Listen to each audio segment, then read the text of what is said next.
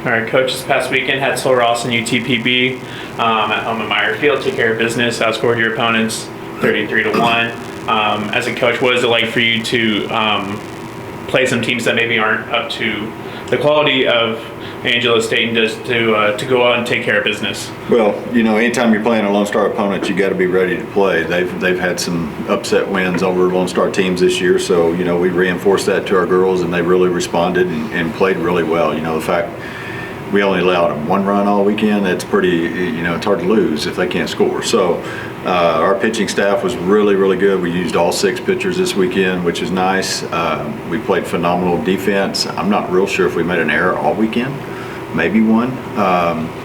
So, the defense was great. It was great to be at home. Weather was good. We looked like a team that's taking care of business right now, doing the things the right way, and looking forward to the postseason coming up, and not looking too far in advance, but they're prepped and they're ready to get after it here at the end of the season. You had 3 run rule victories, so what allowed you to get going quickly on offense and just never look back? Well, top of the lineup, they didn't have great weekends, but Erin Plunkett did. She had a really big weekend for us, and she's been struggling a little bit lately. So I think she had a 3-hit game in one of the Sol Ross games, and maybe a 3-hit game yesterday. I'm not real sure. I can't remember. Leilani had a couple big hits. Tati had a couple big hits, but it was the middle to bottom of our lineup that was really strong. McMillan had a good weekend. Avery Gunther was massive. She really hit balls hard to both sides of the ballpark and used the whole field. And then Zoe had a couple big doubles. Paris and Carter did their job and was on base a lot. And then Abby Brand had a good weekend for us as well, and we needed that, and she needed that confidence. And we're continuing to try a few little things, and we just made one little adjustment in the batter's box, and it seems to be helping her a little bit right now. So it's always good when you get to play everybody. You've heard me say that several times. That's it's very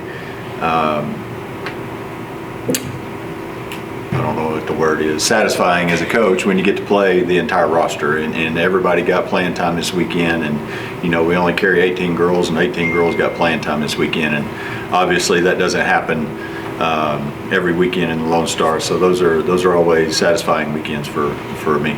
It's a good transition. We have a question from Brian. How does it help coaching when the 5 through 9 in the lineup take over a series and carry the team when the top 2 players weren't performing up to par?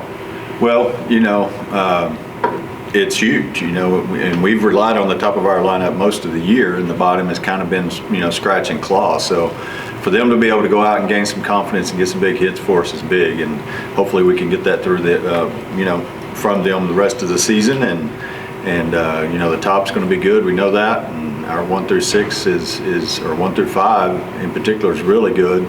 But when we can get production up and down the lineup, that's any team, any coach can tell you that's what makes you really tough as a team. Avery Gunther played all 9 positions on Friday, correct?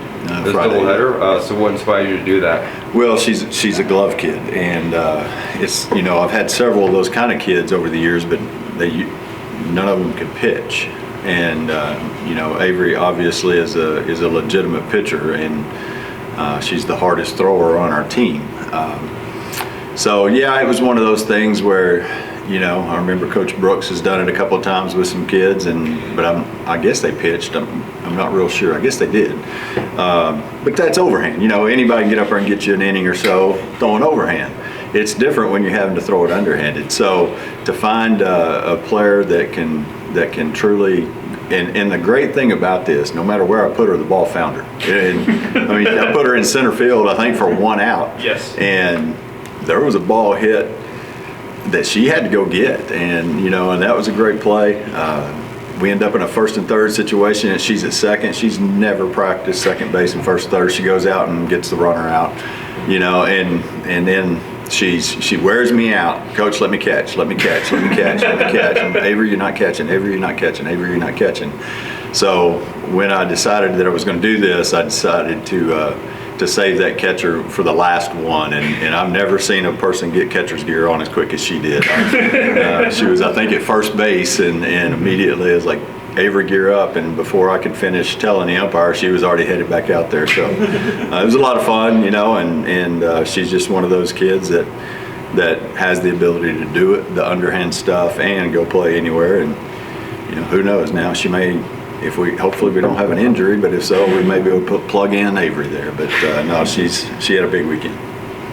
To go off what you said earlier, you did not have an error this weekend at all, so double check that for you. But looking ahead to this weekend, traveling to the Land of Enchantment, playing Eastern and Western New Mexico. Anybody want to go? Road trip. What do you expect from those matchups? Well, Eastern, they've got a good team. They've got a good pitching staff.